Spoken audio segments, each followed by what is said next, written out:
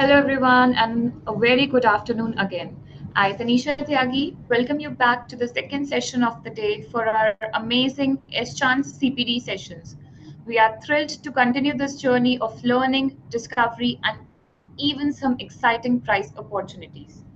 Just a reminder for those joining us midstream, we will be hosting a quiz tomorrow.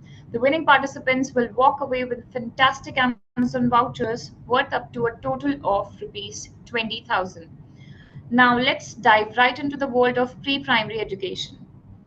For this session, we are honored to have Dr. Nagamani Krishnamurthy as our esteemed speaker.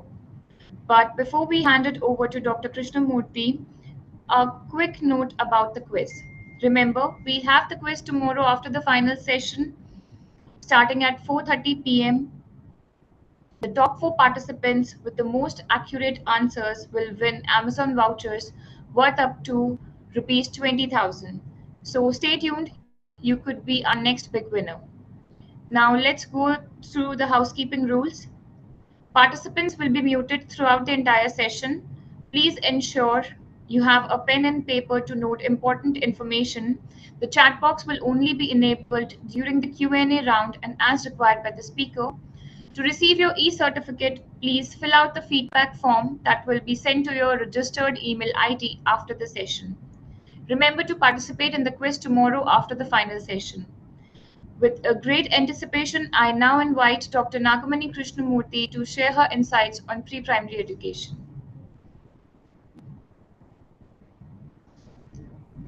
Thank Over you, to you, Tanisha. ma'am.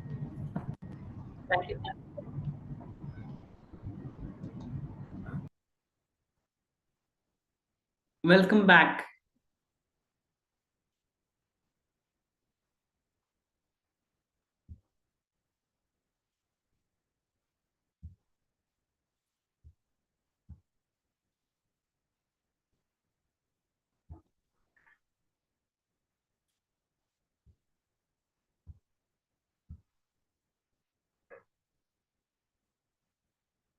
Good afternoon once again to one and all. And it's my privilege to continue the session as it's going to give me continuity and my thoughts will flow towards scientific thinking now from curiosity, from where we left off.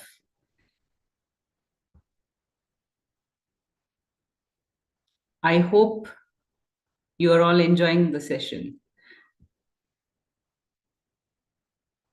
Okay, so as I was talking to you about curiosity, how curious the children are at that age, how can we turn this curiosity into something wonderful which will be useful for them throughout their life? I want to delve a little more into this curiosity business, right? Children are curious, but what is it that they are curious about? Is it only one aspect they're curious about, or is it something very wide and it has different notations, denominations, and various strategies they use for quenching their curiosity? Is the point. So, do you think there is no boundary for children's curiosity? Chat, please.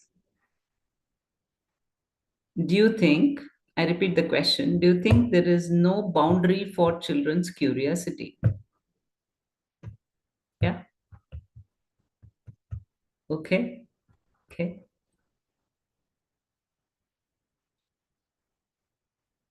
Right.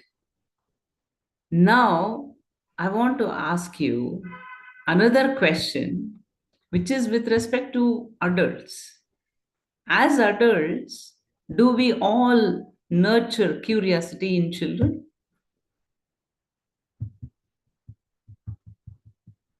Yeah. As adults, do we all nurture curiosity in children? Yeah, we do. Very good. We try. Yes. Okay. Now you are being the facilitator and you're saying, yes, we do nurture curiosity in young children, but just go home and think about yourself as the parent. Do you nurture curiosity in your children at home? Yeah, sometimes we try to, right?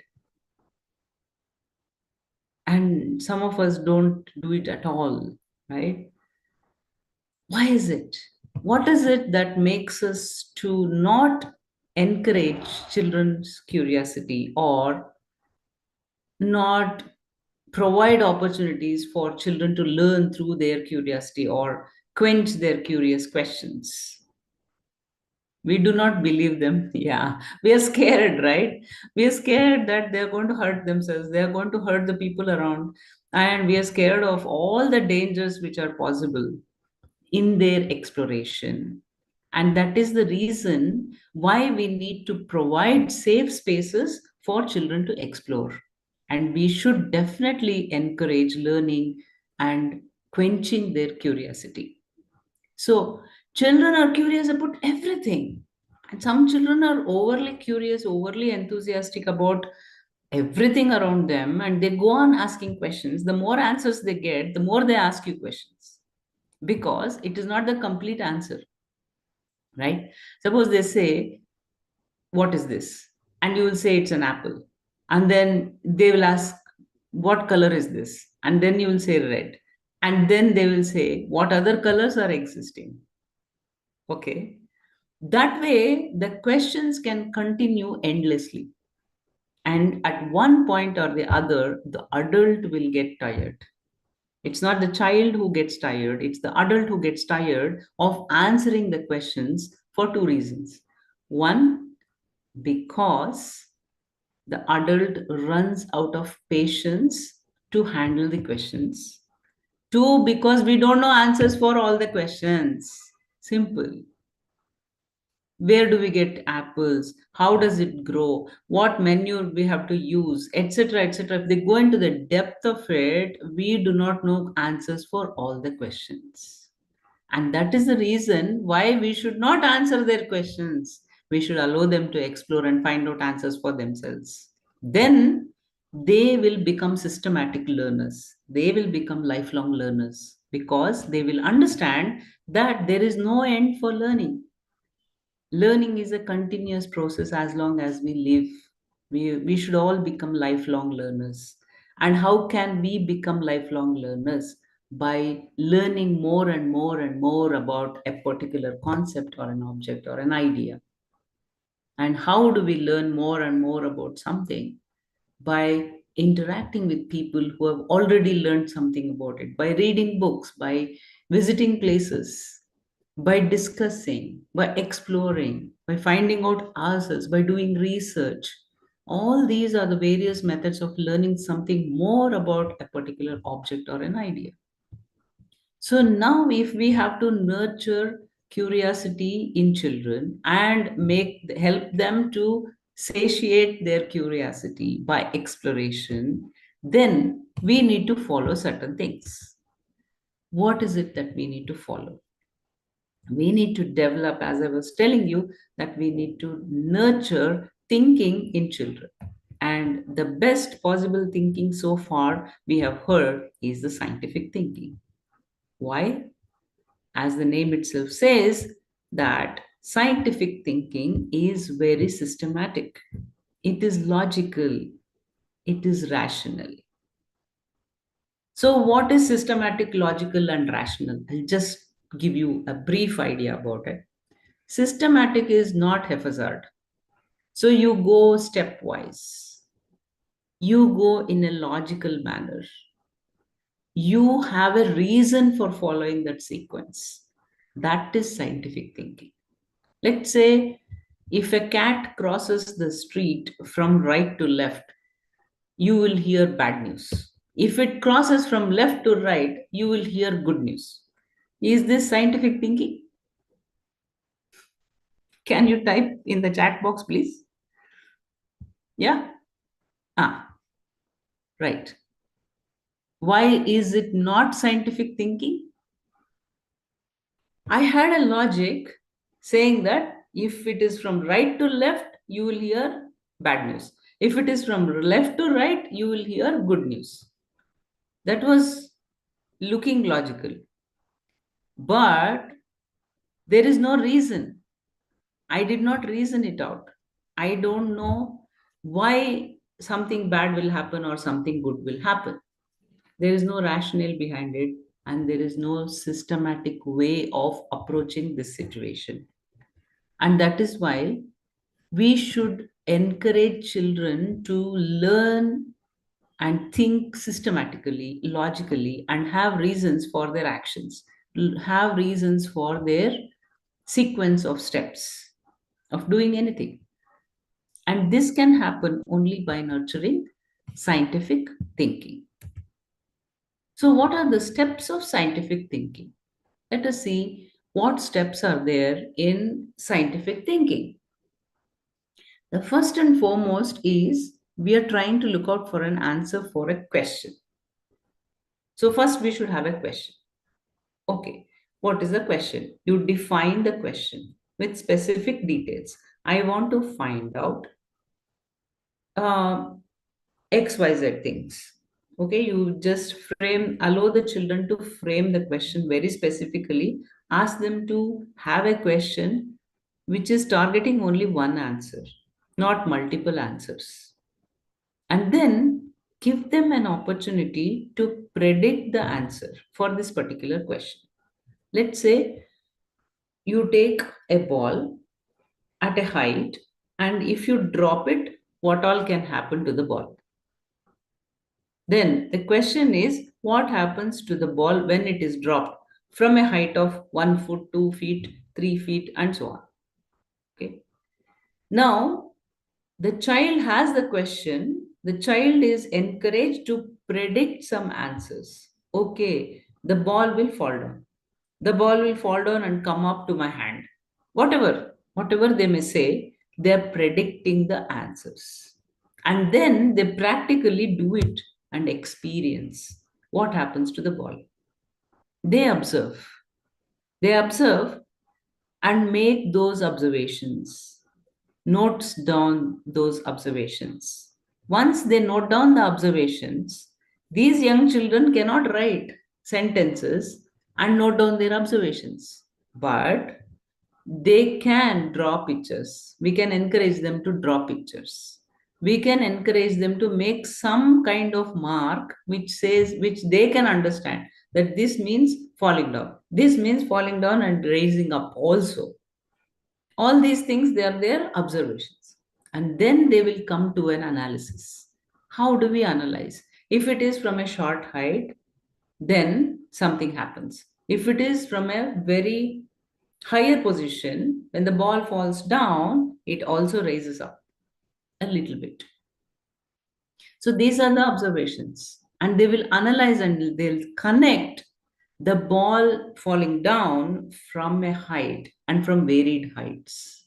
And then they will come to a conclusion. Now, these are the steps. So, first of all, we should have a question to answer, and then they have to predict what could happen and see for themselves practically and find out through experimentation. They can observe and then analyze all their observations and come to a conclusion. So now, if you take very young children, we are allowing them to explore, or we are allowing them to frame questions, or we are going to give them a question so that they can explore and find out the answers. So now, what is it that is important in identifying the observations and noting down the observations? What are the various ways they can note down the observations? One is art. They can draw, they can color, they can paint, or they can put some mark which indicates the observations which they have made. The second is enacting. Okay, they can enact and show, or they can show by action what is the observation they have made. And then we have the words which can express the observations which they have made. So, all these are ways of expressing their observations. Now, let us see how we can make them to start writing the observations. Okay, they can note down some letters and we can connect their observations with a single letter, maybe the first alpha of the word which they want to use. Let's say jump, they can write only J, or they can say skip, they can write only S. Things like that we can encourage them to write so that they understand what observations they have made. All right, now what is it that we can do to nurture scientific thinking? Is the question. In order to make scientific thinking work, we need to understand that thoughts are here and they are not visible, isn't it? Thoughts are inside and they cannot see the thoughts. When they are not able to see the thoughts, what happens is they are not able to find out how exactly their thinking is happening. And that is where we make thinking visible. So, what happens is if you come back to the various creative activities which I mentioned, we want to make thinking visible for children. So, how do we make thinking visible for children? And why should we make thinking visible for them? Is the question. Now, I'll give you a example and I want you to answer this question. Now, let us say we are trying to teach addition for children and we are giving them some blocks, same size blocks. Now, using these blocks, how can you teach children addition if they are not able to have access to these blocks? Let's say you are not giving any blocks to the children, you just want to make them learn addition. You have just taught them numbers, they know numbers, they don't know addition, you're just beginning to teach them addition, and you are not using any teaching aids or any materials to help them understand what is addition. So, can you quickly type in your answers? What is addition? What is addition? It's a simple question.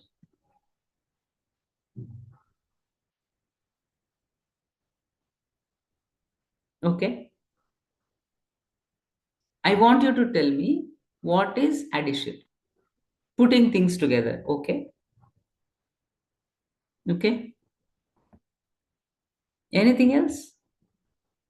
Sum of numbers. See, when you're talking to young children, you have to talk in their language.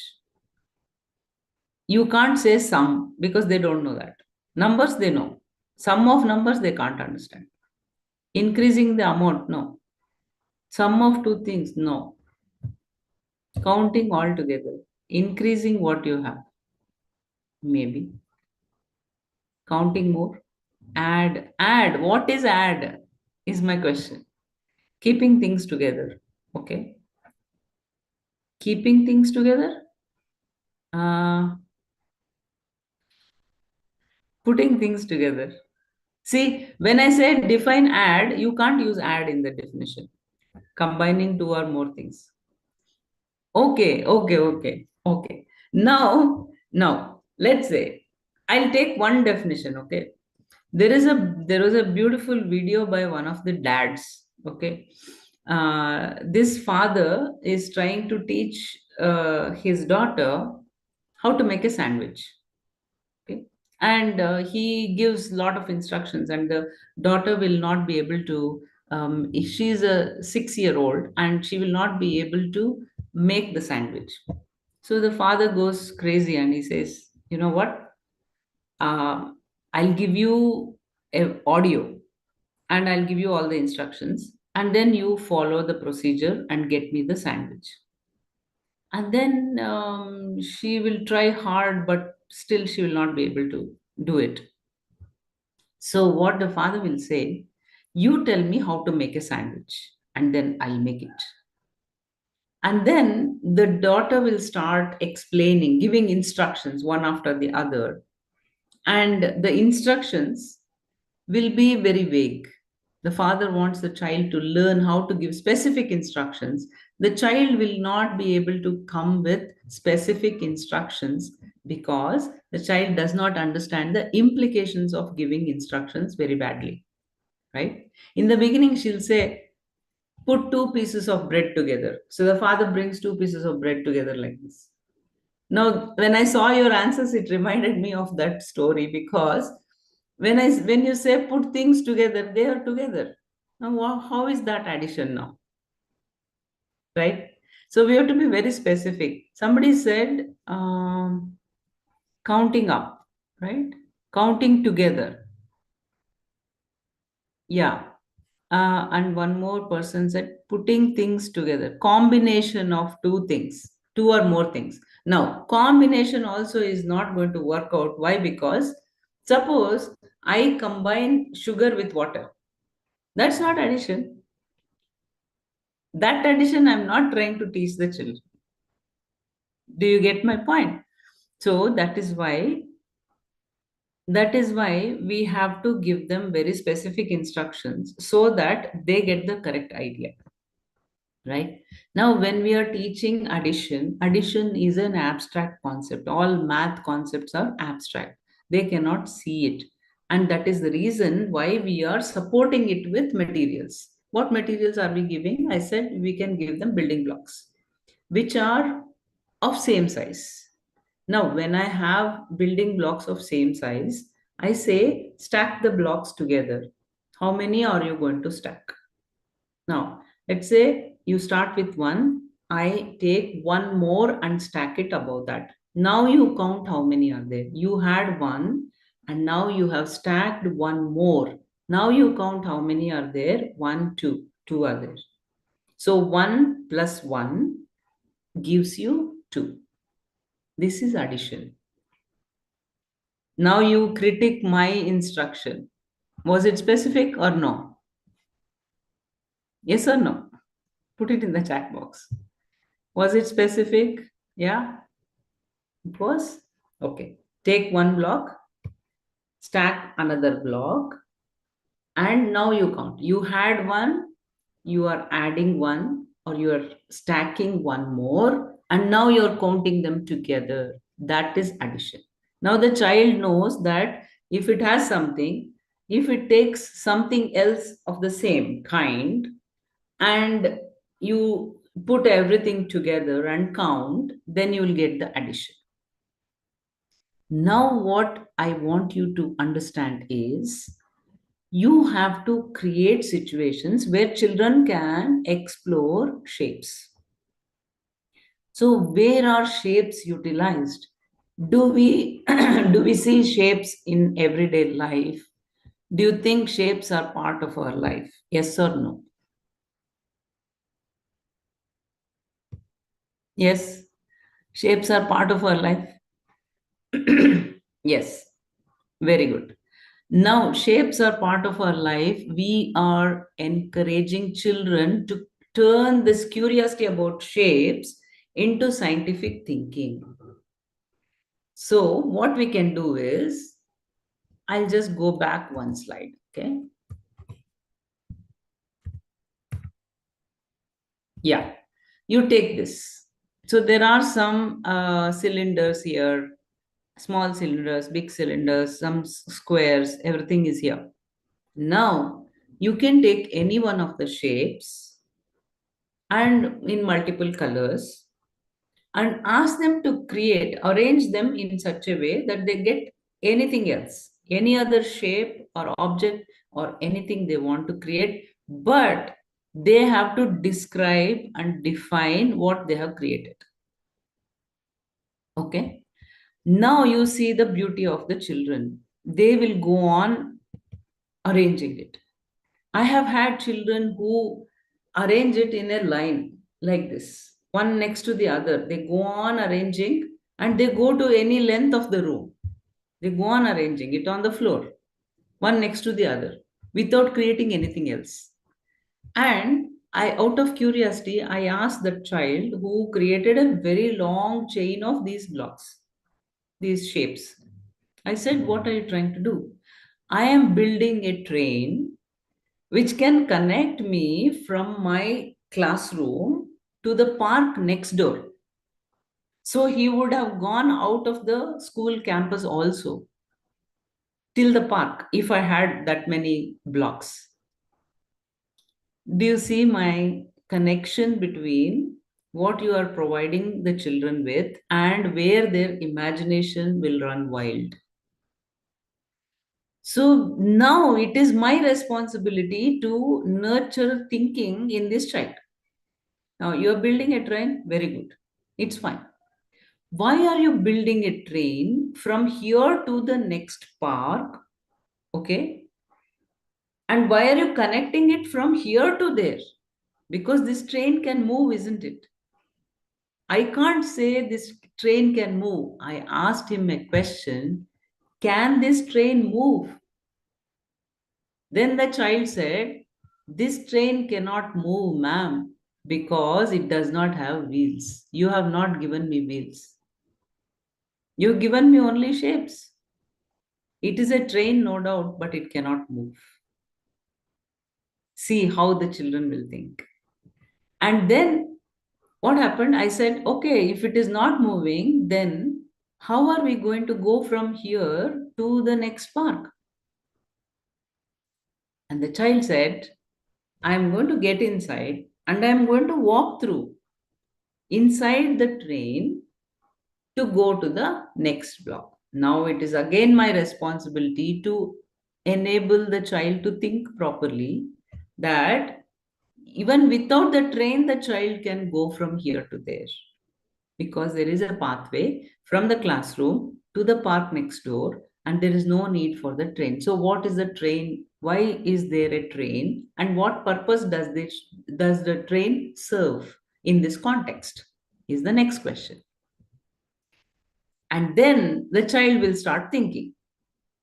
Now you have to give the child all the clues and all the leads to think scientifically. Now try to answer the question. Why do you need a train from here to there? Do you really need a train? Or can you do without a train? If you want to build a train with these shapes, what else do you need? How else can you make it appear like a train? And how can you make it move from one place to another place? All these are the leading questions. You cannot give them all together. What I'm saying is, through the process of the child's discovery, you have to give the child a lot of questions for the child to think and keep solving the questions so that the child will come up with an answer. All this started because he did not want to create or build anything by stacking it like this, or by putting them all together in a definite manner. He didn't want to build it, he just wanted to lay it on the floor. And look at the defense of the child. The child defended what the child was doing, because the child did not want to stack it. Okay. So the steps of scientific thinking will be automatically in place when we give them these questions, when we ask them to predict, when we ask them to observe and think of alternatives, analyze all the observations, and come up with the conclusions. So now, what I did in the process of giving him questions was making thinking visible for the child. How did I make thinking visible? By using words, by using questions. That's all. But suppose I had given a piece of paper and I had drawn the picture of a train, or I had shown the picture of a train and asked the child to draw what he wanted to build, then it will become the art form of expressing the thoughts. Okay. So then what happens? All the thinking which happens inside is coming out in the form of art in front of the child. The child is able to see, it is visible. When the thinking becomes visible, the child can draw conclusions in a very systematic manner. The child can understand all the things what it understood by my words. When I said, why can't the train move? He said, there are no wheels, right? So if only I had shown the picture of all the blocks being placed like that without wheels or without connections, right? Even you can take one step further by moving away one block, away from the rest of the blocks. Then you can ask, can this happen? Can only part of the train move? What is your train doing? Because it's your train, it's the child's train, and the child has the liberty to create any kind of train. I cannot dictate the terms in which the train has to be built. I cannot say that, okay, this is what it is, and train has to be connected, all the bogies have to be connected, and there should be an engine, there should be wheels, there should be a track, and it has to move in this particular direction. No, I cannot do all of that. What I am doing is I am enabling the child to visualize everything and figure out whether it is a possibility to move only one part of the train. If not, why? If yes, why? Everything has to be questioned. And then we are creating that process of systematic thinking in children. So children will start thinking. If something has to move, it has to move using some source of energy, right? Some methodology of movement. So either it should be an animal or it should be wheels. It should be something. And this has to be driven by an engine. An engine needs fuel. All that will go at a higher level. But at least the wheels are in place for, yeah, very young children, right? So when they start thinking, they will understand. When they start drawing, they will understand it better. When they start building, they will understand it better. Or when they start enacting, they will understand better. So these are some of the ways where we can make thinking visible. It could be either art or a creative, a craft, or it could be action, the way we enact. Let's say there was a fox which was trying to get the sour grapes, right? Is it? Did I tell it correctly? Huh? The fox was trying to get the sour grapes. Am I right? No? No? No. The grapes became sour later on, right? Yeah. So now the fox is trying to jump and trying to get the grapes, isn't it? Now, when I enact and show that the fox is trying to jump and get the grapes, then the thinking will become visible for them. If I make the grapes too high for the child to reach, then I can say that the fox tried, but the fox was not able to get the grapes. But if I just say it in words, children may not be able to understand. That is why I'm saying that all thoughts have to be either converted into some art form or some craft form or an action. Enaction will be easier for children to understand. The last step is the articulation, where we are going to use the words. So, in young children, always try to make thinking visible by creating some art forms. Make them to draw. You may say that 3, 4 year olds, they don't know how to draw everything. If I say draw a dinosaur, they will not be able to draw a dinosaur. But what you can do is you can use shapes, right? You can use oval, you can use circle, you can use triangles, okay? All these you can use and make them to arrive at some basic shape of a dinosaur. Is it not possible? Yes or no? Right? In the chat box, please. Is it not possible for us to create anything using shapes? Yeah, right? So, what we need to do is we need to make children to understand that anything you can create using shapes, and there are limitless possibilities. Sometimes they may say, okay, we will just adjust this shape a little bit, we'll mold it, we'll use clay, and then we'll mold it a little bit, we'll get rounded corners, and then we'll do something else. That also becomes thinking. So when they get their thoughts out in front of them, it is easy for, yes, tangrams we can use, and we can use anything which is the shape dominoes. You can use clay, you can use the molds, right? You can use anything for creating different objects, and limitless possibilities are there, endless possibilities are there.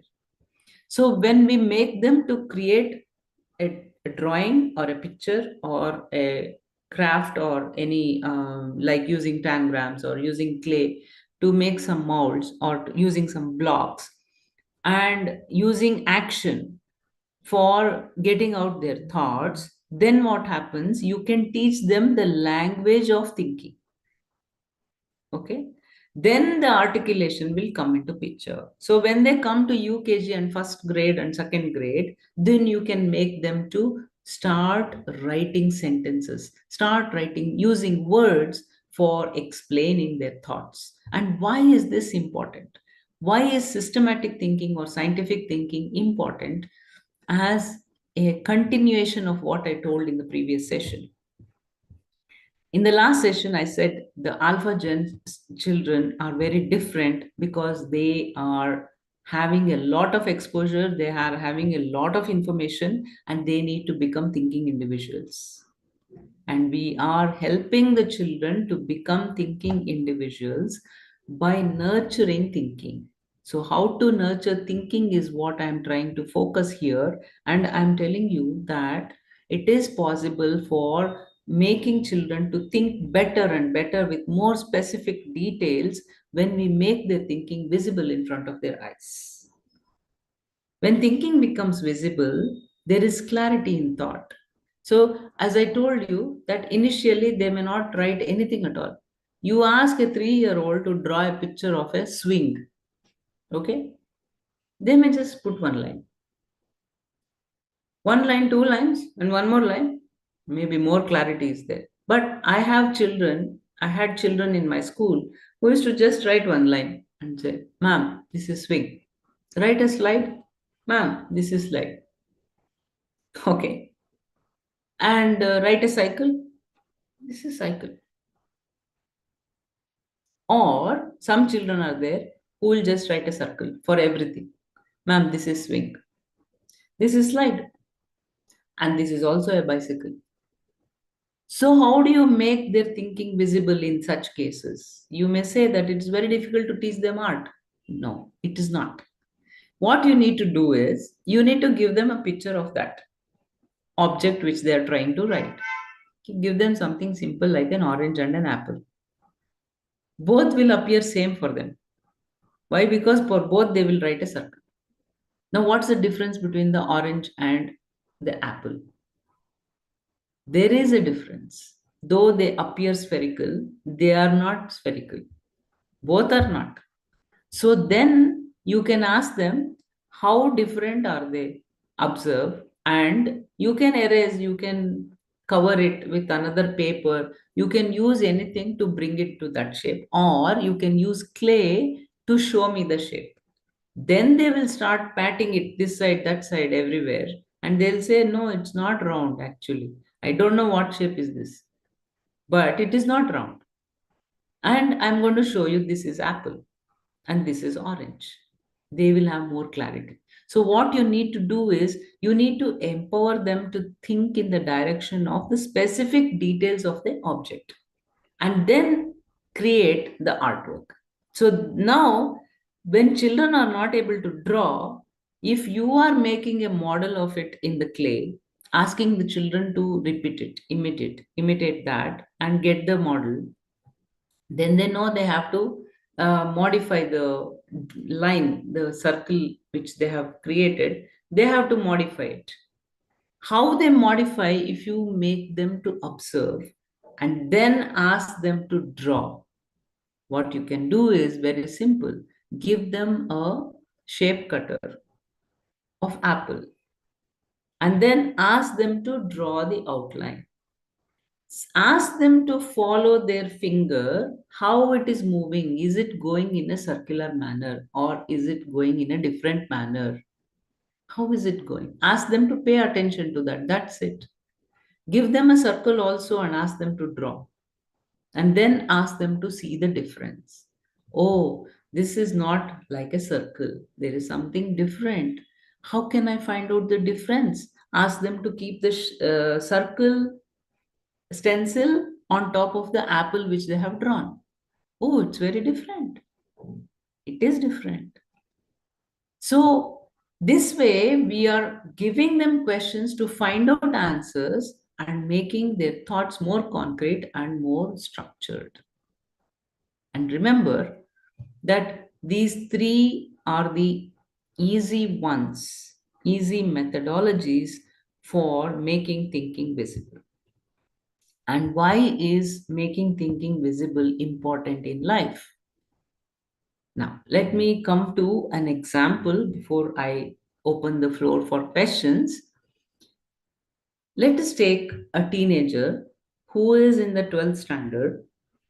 He studied very hard to get a high percentage in the 12th, but he failed in all the subjects. Now, this child wants to commit suicide. Tell me whether this child is thinking systematically or not.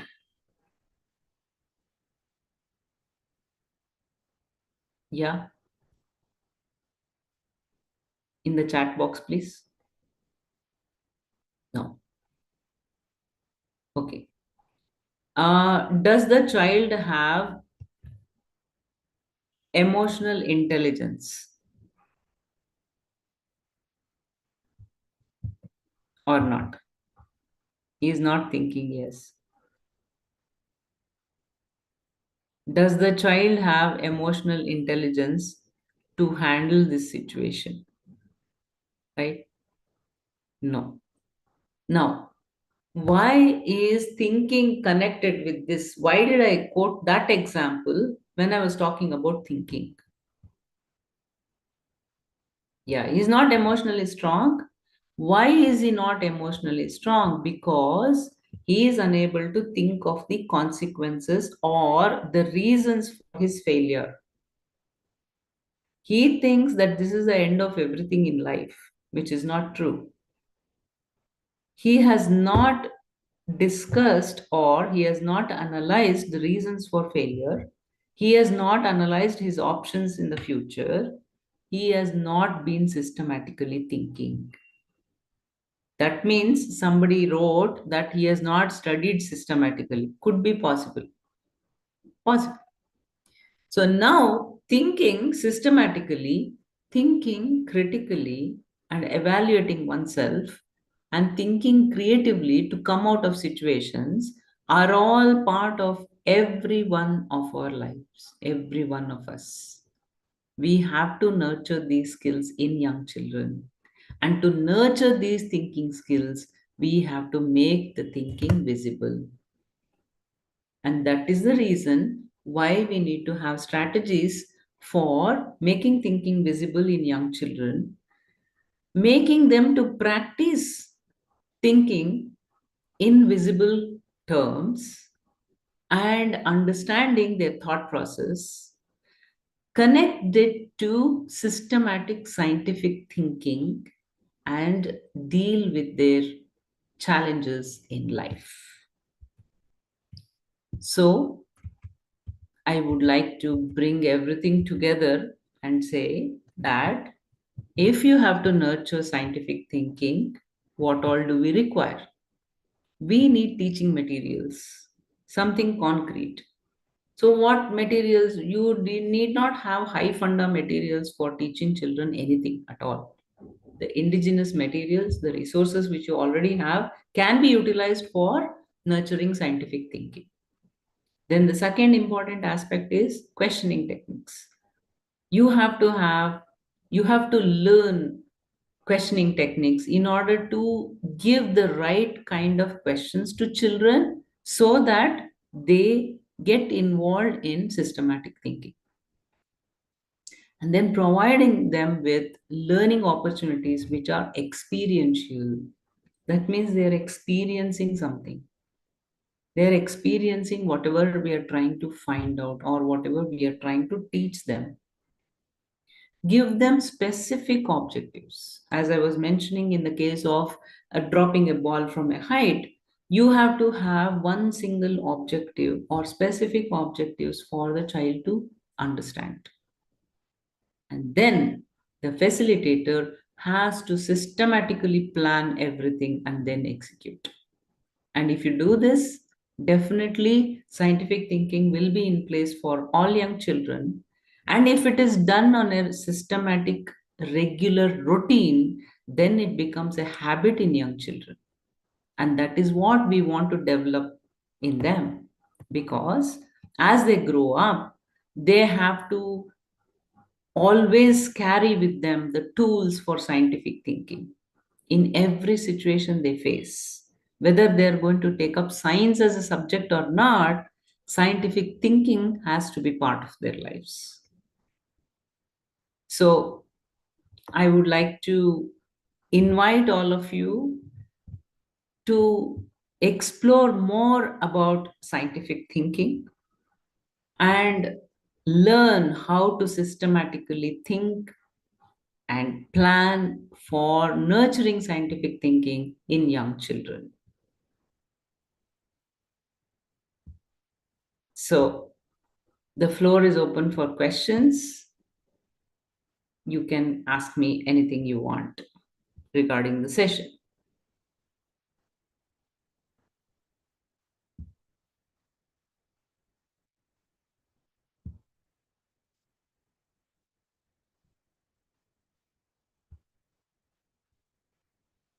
Yeah?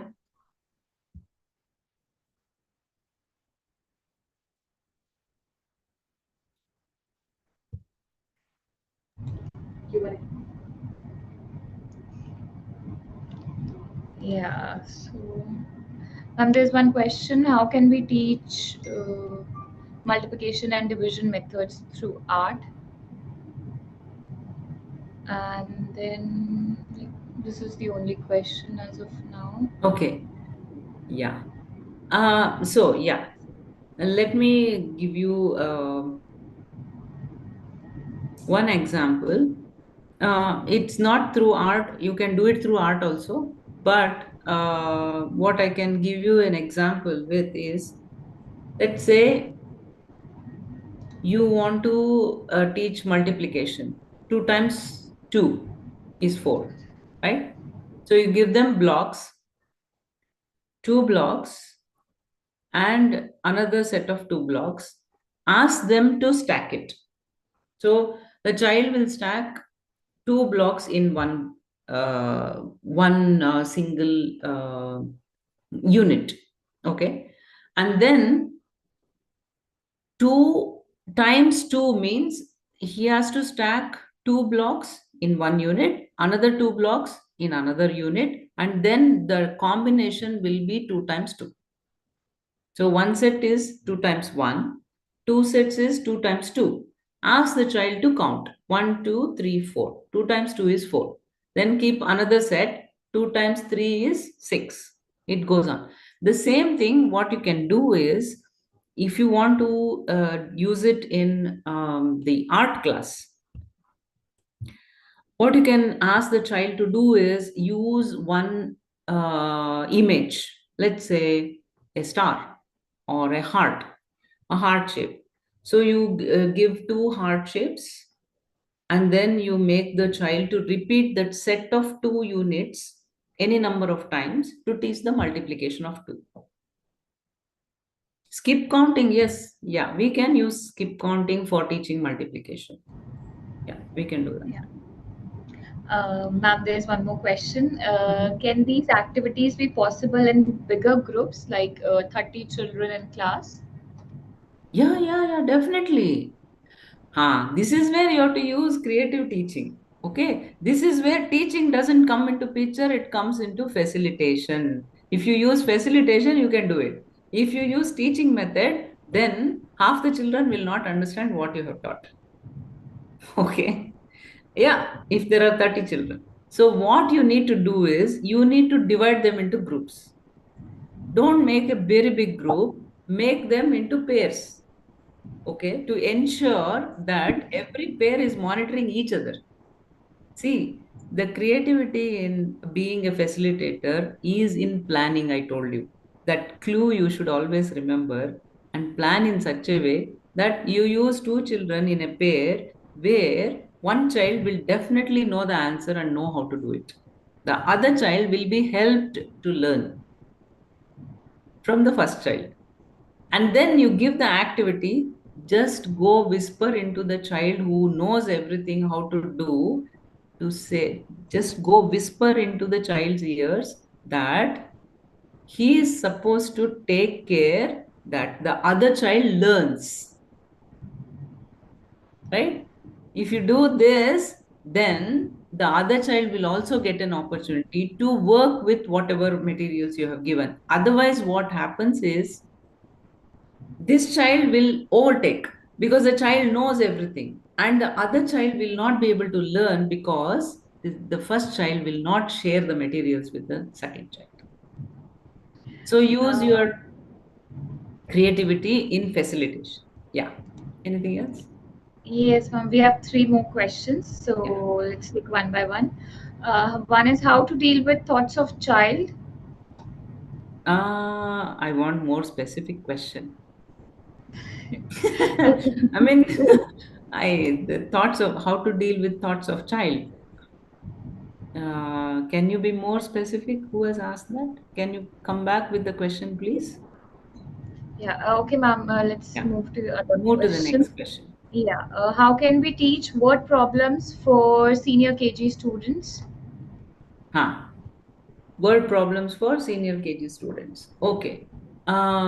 So the best way to do this is by enacting. Okay. So what you can do is, let us say you have a word problem. Rita has four apples, and she gives one apple to Bindu and two apples to Karan. How many apples is she left with?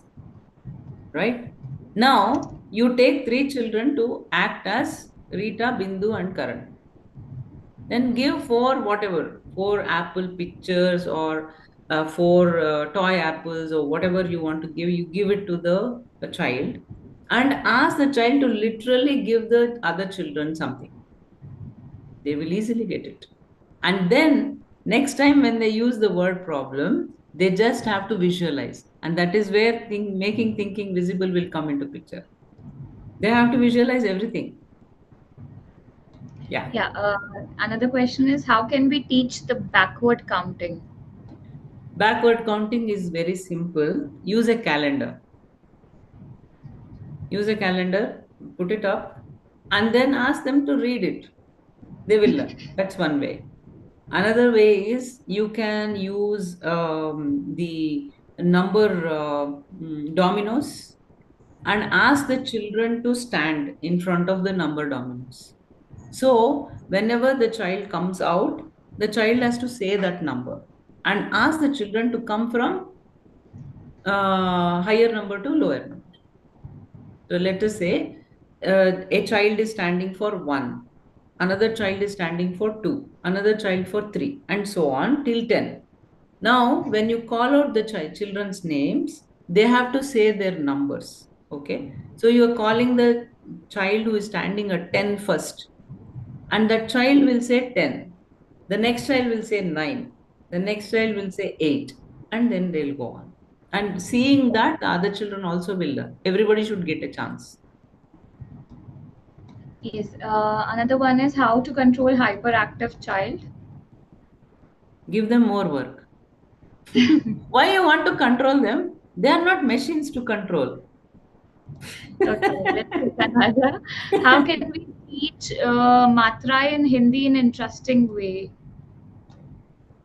Matra. Yeah. So, the difference between the laghu and hasvaswara and dirghaswara is going to alter the meaning sometimes. So by enacting the differences in, you should take the words which are going to vary in the meanings very much. Okay. And then you enact the actions. That will be interesting for the children to learn. They will never forget it when you enact, when you make them enact. Okay, let's take one more question. How to teach the shapes for nursery students? You can give them, there are plenty of activities for shapes for nursery students. The best thing to do is give them some objects which are in those shapes, and give them shape dominoes or shape sorters. Ask them to trace it with their hand, feel it with their hand, and then explore, and then they will understand that this is what it is.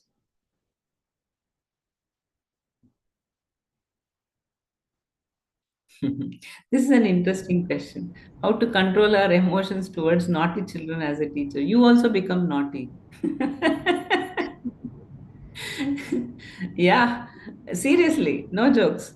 Because the minute you think that they are doing something because they want to target you, then you will get angry. Don't get angry. You enjoy the naughtiness.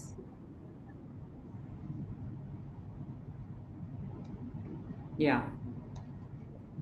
Yeah. Okay. I don't think so. There are any more questions. So, thank you so much, ma'am. Yeah. Thank you so much, Dr. Krishnamurthy. Your presentation was truly enlightening. Your passion for incorporating curiosity into scientific thinking has greatly enhanced our comprehension. And as we contemplate the insights shared today, we are empowered with fresh perspectives and innovative ideas. Let's actively implement these newfound learnings into our teaching methodologies. Thank you once again for your guidance. Let us take the knowledge we gained today and translate into meaningful actions within our classrooms. Your contribution has been invaluable, and we are eager to apply these learnings in our own educational journeys. A big thank you to all the participants for your engagement and thoughtful contributions. Your dedication fuels our collective pursuit of excellence in education. Uh, we look forward to seeing you all at our next CPD session, which starts at 4:30 p.m. So be there and stay tuned. Thank you, ma'am. Have a nice Thank you day. so much, everyone, for your active See you all at participation. I 4:30. really, really enjoyed the sessions, and I hope you did the same too. Thank you so much. Thank See you you. all at 4:30. Yeah, thank you, Tanisha. Thank you, Thank you ma'am. so much. Thank you. Thank you. We'll meet at 4:30 participants for our next session, Building Strong Foundations, Navigating Assessments at the Foundational Stage with Miss Minakshi Dogra at 4:30. So stay tuned. Thank you. Thank you once again.